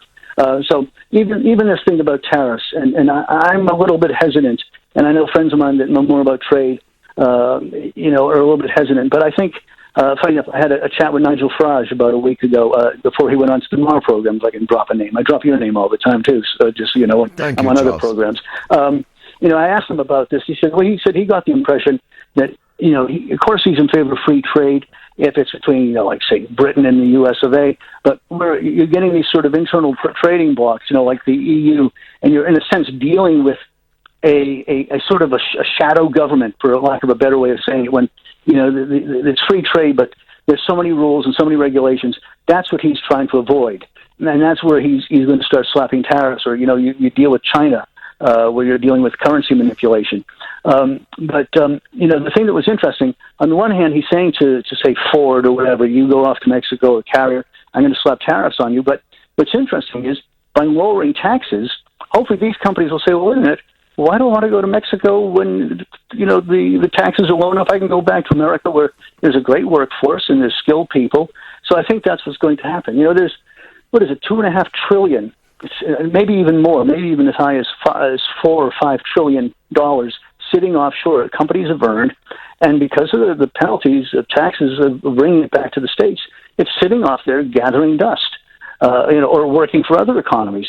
So, he wants to bring down the corporate rate from 35% to, I think it's about 15, which again makes sense because, here, one thing to remember, companies don't pay tax. All right, and what I mean by that is, in other words, if you're like the talk radio towers there, and the tax bill comes in, the accountants will figure it in so the price of the ads go up. They will balance the book. So ultimately, when you buy your loaf of bread, you're paying whatever brand's taxes for them. It's all figured out. So he's talking about growing the economy. To me, that's far more important. So that's why I think lower taxes won't necessarily bring in a deficit. This is, in a sense, the Laffer curve. A smaller tax is a smaller share of a much bigger pie. And that made more sense than what Hillary was talking about. Now, who's going to get the main gigs, Charlie? Obviously, you're here and you're not there, although my advice to you, as a loyal supporter of Trump, you should get out there and let the chief know just how doughty was your fight against all comers in his corner. And if you need a reference, you can mention me. I was thinking of sending you over personally. Yeah, I'm ready. But listen, 10%. I'm paying no more than 10%, though, George. Now listen. Here's the point. We're hearing names from the past as going to be filling the main and important positions. Some of whom, by the way, will struggle to get through the Senate, in my opinion. But why doesn't he? If he is a new broom, why doesn't he bring in entirely new people into these leading positions? To an extent, you've got to remember also you need people that know how the system works. You still have to deal with the Constitution. Thankfully, it's still there. You still have to deal with the old boys that are in the Senate and the Congress, and there's a way of doing things. That doesn't mean you can't clean sweep and you can't clean the swamp. And also, he has a way of hiring and firing, if you'll notice from during the campaign. Corey Lewandowski, who was here at Oxford last night, I believe it was. I didn't get a chance to see him, or I would have hit him up for a job. He was here for a while, and then he was taken out, and Kellyanne Conway was brought in, and Steve Bannon was. Each fit the phase of the campaign, had the right skills, and this is something that he. You can say about a businessman. The one thing you can say about Rupert Murdoch, if you will, I think is now your ultimate ego. And everyone's writing and going, what do you mean he's got no ego? Yeah, he's got a massive ego, but when it comes to hiring, he will happily hire people that are smarter than he is. Because he knows the things he doesn't know, and he knows the people who know the things that he doesn't know, if that makes sense. Mm-hmm. So he's going to find the right people. And again, I think Mike Pence was a great choice as vice president. You notice Chris Christie is very loyal, but right now seems to be out in outer darkness, and the reason being he's partially tainted by this Bridgegate affair. Whether he was involved or not, I guess Trump's feeling is I don't need to be bothering with that right now. Well, look, he quickly disposes of people in The Apprentice. I think the phrase is "you're fired," and maybe that's something that he's going to have to do more and more often if some of these people get the gigs that are being measured up for them. Charlie, I do urge you to get out there to Trump Towers and tell him what you've done. Charlie Wolf, thanks very much for joining us. I'll have to come down. We'll spend the night together sometime, yeah? All the best, my friend. Good to hear you always. Charlie Wolf, former head of Republicans Abroad, one of Trump's most loyal supporters at a time when he didn't have many, that's for sure. I'm going to have to get out there myself to Trump Towers to confront, to beard Mr. Trump. Here's one question I should have asked Charlie. Is it a wig? I mean, it seems to me self-evidently a wig. But I know people who know him who insist that that's his real hair. What do you think? David says, on Corbyn, 600,000 plus, and we'll choose who sits with him when we win the next general election. I hope you're right about that. I think you're wrong. Phil says they are two-faced backstabbers who need to be exposed, and Corbyn needs to get tough and stop being Mr. Nice Guy. Uther Avalon says, other than resign, of course, prison officers are between a rock and a hard place. And Jane A. says officers should have full support, George, as should the prisoners, in the name of decency. Amen. And Ian says, Corbyn has 599,999. supporters. He lost me over Brexit. And James Clark says, the Gubu, that's grotesque, unbelievable, bizarre. This phrase is rarely used in British politics, but very apt indeed, George, for what's going on in Labour. This phrase originates from Charles Haughey, the late Premier, Taoiseach of the Republic of Ireland, who was found by the police wading up to his waist in the Liffey, in the River Liffey, seeking to retrieve his illicit girlfriend's handbag, presumably because it might contain some evidence of the illicit nature of his relations with her. And he was the Prime Minister of the country at the time, and he was found... No, I've got that wrong.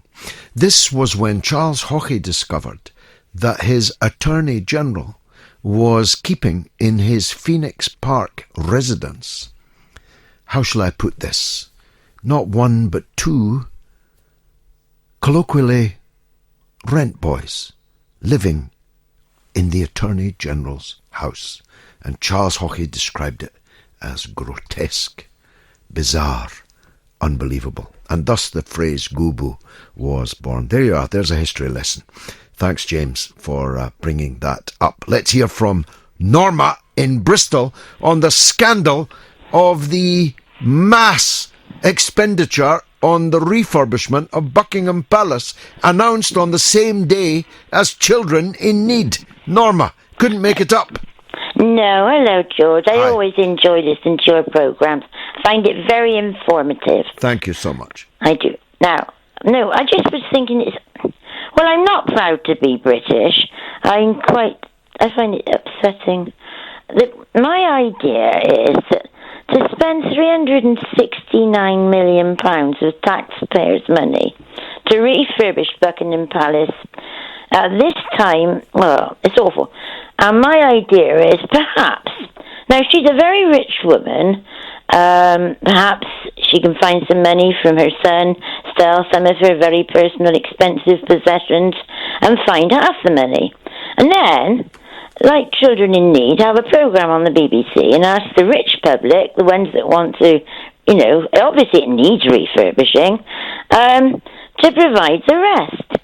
And then that 69 million could be given to the NHS, find more teaching assistants, all the things that are so depressing at the moment. I think she should be ashamed of herself or the government to even think at this time to do that, do you know? Yeah, we're in the middle of so-called austerity. Yeah. It's Children in Need Day. Yeah. And they announce, I don't think you should blame her, it wasn't her that announced it, they announce on the same day as Children in Need that they're going to spend hundreds of millions of pounds refurbishing a rather ugly building. Only one of her many palaces. But the bigger picture here, Norma, I hope I can say this nowadays on Talk Radio. It's not very grown up to have a king or a queen in 2016. Still less a king and a queen and all their children and their children's multifarious spouses and all their children. This is a pyramid that we don't need in a democratic country in the 21st century. I saw an amazing picture on Twitter just recently in the last hour of the Queen's children all done up in their no doubt richly deserved military uniforms and bedecked by no doubt richly deserved medals. And the slogan underneath was Children in Need. It was brilliant. That's at least my point of view, Norma. I don't know about you. I just cannot take it seriously. That's all. It just gets on my nerves. I mean, my husband's had a stroke. I'm quite old. I've got osteoporosis. We've got to have a walk-in shower because we cannot have a bath anymore. I wouldn't dream of anybody wanting to fund it. We can get one. We'll pay for it. And for instance, my son was a teaching assistant, and he was last in, first out about 4 years ago, and he hasn't got a decent job since. It's a terrible, terrible situation. Norma in Bristol, thank you very much, as always, for the call. Let's hear from Alec in Loughborough. Go ahead, Alec. Good evening, George. Evening, How sir. are you? I'm good. Go ahead. I'm good, yeah, that's good. I'm a former constituent of yours in Bradford West, actually, and you came to visit my school when I was head of sixth form in a school in Bradford. Okay. We had such a fantastic afternoon, and I now live in Loughborough, but I work in Derby, and I'd love to invite you to come to the school that I work at. Anytime. Anytime, Alec. I'm speaking at Dollar Academy on Tuesday lunchtime in Clackmannanshire, and I'm speaking at nowhere near Derby, my friend. No. I'm just making the point. I do speak at schools all the time and universities. I'm at Aberdeen University on Tuesday night, so I'd be happy to just follow me on Twitter. I'll follow you back. Already done. Yep. Okay. Now go ahead. Where do you stand on Buckingham Palace and teachers? Oh, well, as a teacher myself and as a staunch Republican myself, Chofi Allah, I don't know if... Yes. It is an utter obscenity. Initially I thought, it was a good day to bury bad news, chuck it out when it's children in need, this £370 million, but then... in your initial 10-minute oratory at the start of the programme, as always, you absolutely nail it. It's the worst day ever to chuck out news that £370 million on Children in Need Day is being spent on something that, honestly... Whoever came up with that is a public relations disaster and should be sacked forthwith. Is that going to happen?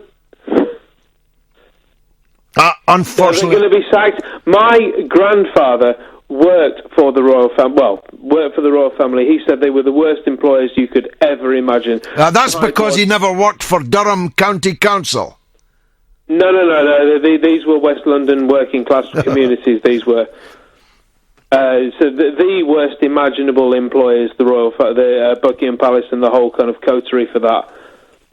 Citizens, not subjects, George. Well, look, even if they were a family of unimpeachable morals and great intellect and Olympian achievement, it would still be absurd in the 21st century to have a hereditary head of state. If you went into hospital, God forbid, for an operation, and you asked the surgeon, how long have you been a surgeon? And he said, I'm not actually a surgeon, but my father was a very fine surgeon. Exactly. You'd leap out of bed and run out the hospital as fast as your legs would carry you. And yet, we're asked to believe that this, frankly, rather undistinguished family, is going to rule over us forever and a day, purely on the basis of being the firstborn of the one who went before. It is actually an insult to our intelligence. Alec, I look forward to meeting up with you again in Derby. Thank you very much indeed for the call. You can tweet, as Gary has. Sadly, Labour will have no chance of winning the general election with Corbyn as leader. Well, I think they said that about Donald Trump, didn't they? And about Brexit. Peter Jackson says a massive disconnect between Labour MPs and their constituents. Indeed, that is also true. My tweets have disappeared off my screen. I'm sure my able juniors in the room next door through the glass will attend to that when they can. So let me just extemporise. Because we've been, on the face of it, across a lot of different subjects this evening. But I would argue that a thread connects them all. It is the thread of inequality and injustice and inequity in Britain today. We have a rudderless, leaderless government drifting. It has the whiff of an interim government to me, and it is presiding over this monstrosity of children in poverty in Britain, in the 6th largest economy on the earth, at the same time as spending £369 million on refurbishing a rather undistinguished palace in the centre of London. We have a Tory government that likes to trumpet its support for law and order, which has alienated the police force and is going to court to force its prison officer staffs to stay at their post, even though the officers are telling us that the criminals have taken over the jails. So far have their numbers been reduced. As I say, you really couldn't make it up. Pete's in Sheffield. Let's hear what he thinks. Go ahead, Pete. Hiya, George. First time caller to your show, at least. What I think about it is, I mean, I were homeless for just over a year in Sheffield, and they're using 370 million quid or whatever it is, 600, I can't remember what it was. 369 million. That's it, 369 million quid to build, refurbish or whatever the hell they're doing with it. That's quite a refurbishment. What are they doing? Are they rewiring it in gold wire or what? Well, to be honest, George, when I were almost on the street, I mean, I'm going back a few years now, I'm visually impaired as well. So at night time, I can't see, to get about. So in winter time, I found my spot and at like 4 o'clock, and I stuck there till, first light next morning. But they could build more flipping houses or flats or anything for homeless people out. You bet they could build thousands of houses with 369 million. That's a 66% increase in the royal budget, which, by the way, was never reported to Parliament, never debated in Parliament, never voted on in Parliament, because Parliament doesn't have any power over the royal budget. It's a matter between the Prime Minister and the monarch. It's a monstrosity, a constitutional monstrosity. I mean, like I was saying, I'm visually impaired and I'm on benefits, and they're trying to take, so much off of that, but yeah, they want to give them that much. It's completely ridiculous. Now, look, I know someone who was visually impaired also, and they've just had, the form for the PIP thing. Yes, of course. It's a 52-page form. And a visually impaired person's got to fill it in. Well, yeah. Couldn't make that up either. Pete, thanks for the call, my friend. If you're affected by any of these issues that we've raised tonight, you've got about 15 minutes left to call me. And if you do, you'll be on the air with me. Ricardo Picasso says, we're told constantly that the Queen has done, quote, a great job. In the same way, Hillary Clinton did a great job. Now, I'm in Glasgow on Monday night at Parkhead Forge Cineworld presenting my Tony Blair film. Maybe the next caller will join me there, or maybe not. Colin in Glasgow, he's up next. Go ahead, Colin. I've got absolutely nothing against you, George, but I've got to take issue with you, and I'll tell you what the issue is. The last year, I enjoy listening to you, but for the last few weeks, all you've done is slag off people that wear poppies, or the Buckingham Palace shouldn't get a refit, why have we got a monarchy? And I took an interest in you and started watching you on YouTube, and I've always wanted to ask you this question. You were sitting down getting interviewed with somebody, and the guy asked you, are you proud to be British? And you said, being British is an accident of birth. So what I'm going to ask you, the question I'm going to ask you, do you honestly like Britain? And if you don't like Britain, why are you here? Well, it is an accident of birth. That is a matter of simple logic. If your plane had touched down, or your mother and father's plane had touched down in Miami on their holiday one year, you would be an American citizen. So it is an accident of birth. I like Britain, the place. Of course I do. Otherwise I'd live somewhere else. I like a lot of British people, and I like some of British history. But I don't regard a country as being other than a place. I don't regard it as some kind of mythical concept. I don't believe it has values, for example. I believe there are no British values. There are only values. Some of them are good values and some of them are bad values. And there are people who hold those good values in every country, and there are people who hold bad values in every country. Why would that trouble you? Why would it trouble me? It was just, I'll tell you why, right? It started off with the poppy tobacco a couple of weeks ago when I heard you. And I was like, wait a minute. You were going on about the government did this for World War One. It was an illegal. Every war every war except World War Two has been illegal. I never said it was illegal. I said it was a crime and an unnecessary war. Unfortunately, it was perfectly legal. And then what you were saying, a collar was. I used to wear a poppy, but I don't wear it now because of the stance that I took. And I'm mad to myself. Wait a minute. It wasn't the governments that fought these wars. It was people in this country. Sure. My great-granddad fought these wars. Mm-hmm. So they did. Yeah. That's the people you respect, not the government. That's why I wear a poppy, George. Well, you're welcome to wear it, of course. One of the things our respective grandfathers fought for was so that this could be a free country. And if they had not done so, we'd be having this conversation in German. And part of the benefits of being in a free country is that you can wear what you want. And you can wear your poppy, and I can decide not to wear mine. And we just have to respect each other.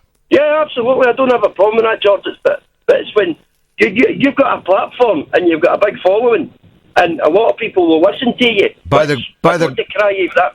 the grace of God and 50 years of hard work, I do, Colin. Come along and see my Blair film on Monday night at the Parkhead Forge Cineworld. Trust me, you'll agree with me more at the end of that film than you do at the beginning of this conversation. Thanks for the call, son. Last call is also in Scotland. Well, it might not be the last call. It's only 1:45. Here's me trying to get off work early. Grant is in Alloa. Let's hear from him. Go ahead, Grant. Hi there, George. Hi.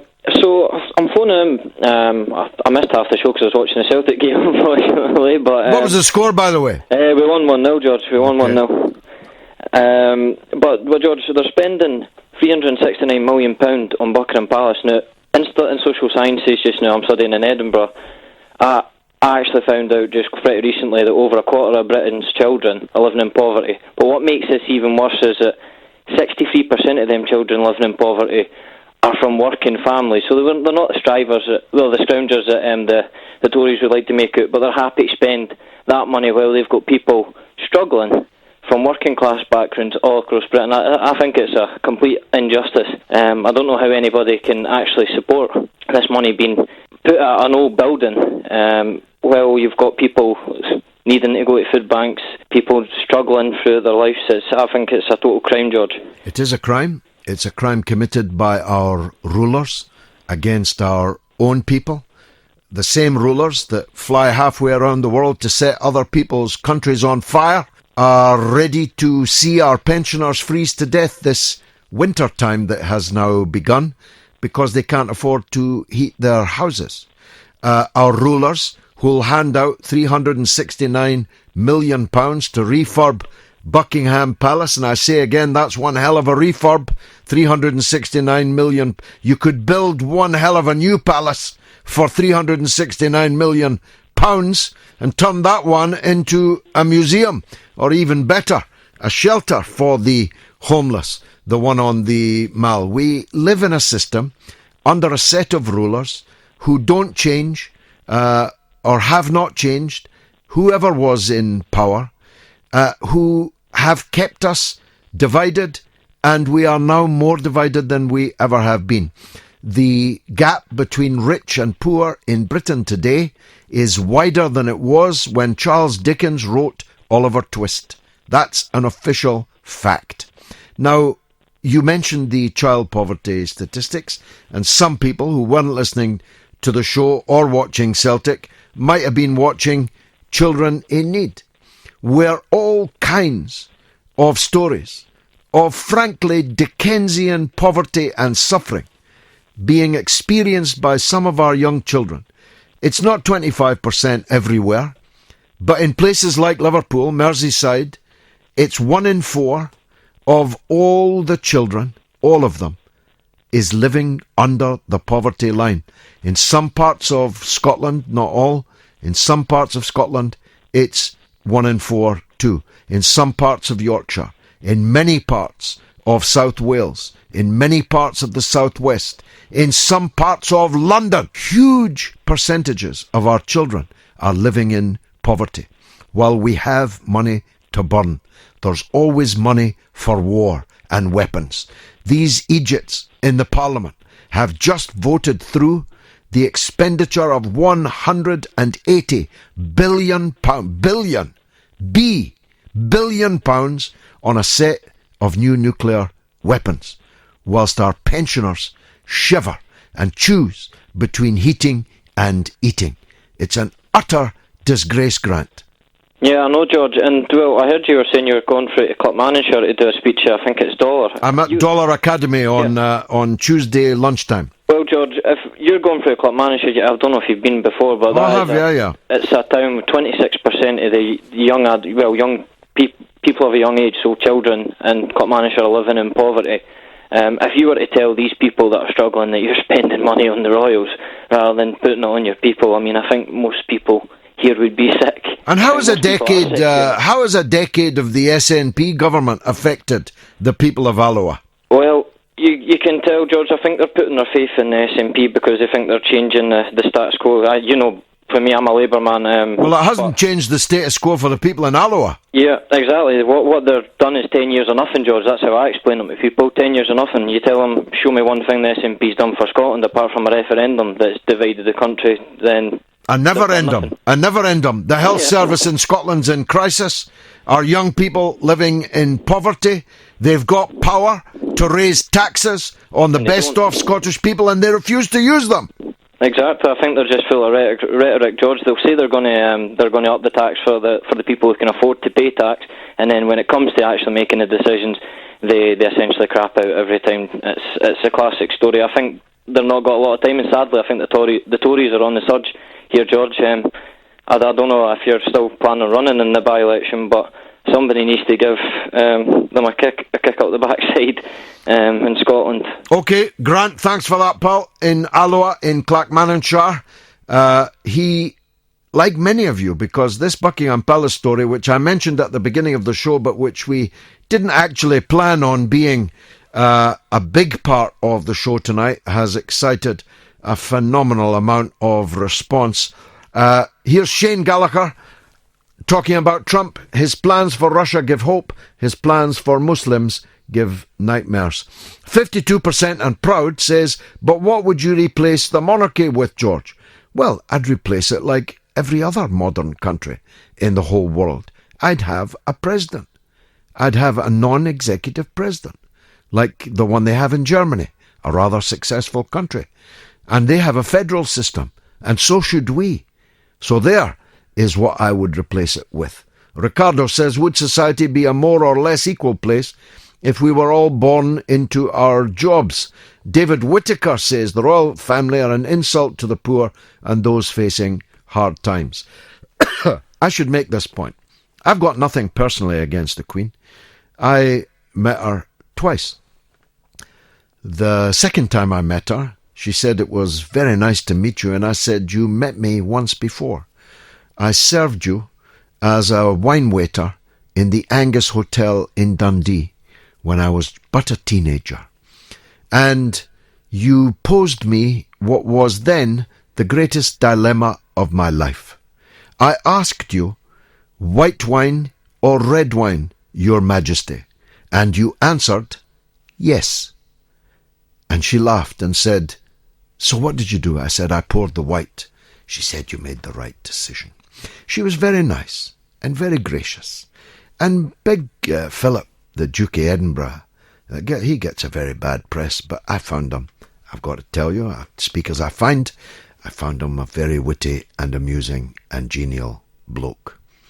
But that's not my point.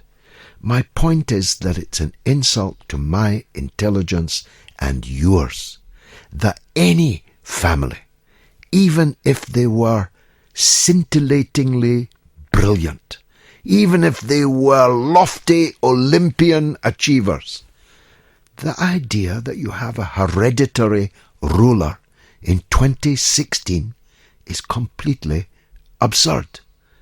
And that's why things like today's news become so inflammatory, so incendiary. And it's time for a referendum on ending the monarchy. Now, if we had one, I've no doubt that the monarchy would win it. But if we had one every 10 years, they might not win the next one. Phil, for it is he, not Phil the Greek, I assume. Let's have a republic. They're not worth it anymore, and the money is needed to deal with other issues. Well, there would be a fantastic saving in money. First of all, you could turn that Buckingham Palace into a tourist attraction, and you could charge people at the door, and you'd make plenty, believe me. And if you had a president, he wouldn't need a palace. He'd only need a big house somewhere. And we've got plenty of those. And he certainly wouldn't need a second palace, and a third palace, and a fourth palace. Have I got that right? Buckingham Palace, Sandringham Palace, Windsor Castle, what's the one in Scotland? Balmoral. And then there's the other castle that the Prince Charles lives in. If you had a president, you wouldn't need but more than one house, and it wouldn't need to be a palace. That's my point. Jim the Brexiteer says the real reason Parliament has no power is the fact that almost all parliamentarians are compromised sock puppets. Some of them are compromised sock puppets. Some of them are sinister lowlifes. Some of them are blocks of wood. Almost none of them are parliamentarians worthy of the name. They're not parliamentarians worthy of the name of those I joined in 1987, 30 years almost ago. And they don't, I'm afraid, come up to the ankles of the great parliamentarians of yesteryear. The greatest of whom, look him up, was Charles James Fox, the only member of the British Parliament at the time of the French Revolution who supported the revolutionaries and who tabled a motion congratulating the people of France on the execution of their king and queen, and looking forward to the day when the same fate befell all the crowned heads of Europe. Charles James Fox, the only parliamentarian at the time of the American War of Independence to support the Americans revolting against the rule of King George, realizing, alone in that parliament, the absurdity of a king in London ruling a subcontinent called America, which became the United States of America. Charles James Fox was the greatest orator in the Parliament. They kept throwing him out, but he kept coming back. There's a moral in that story. If you seek to divine it, I'm perfectly sure. It's been marvellous for me. I hope it was for you, and if it was, come back next week.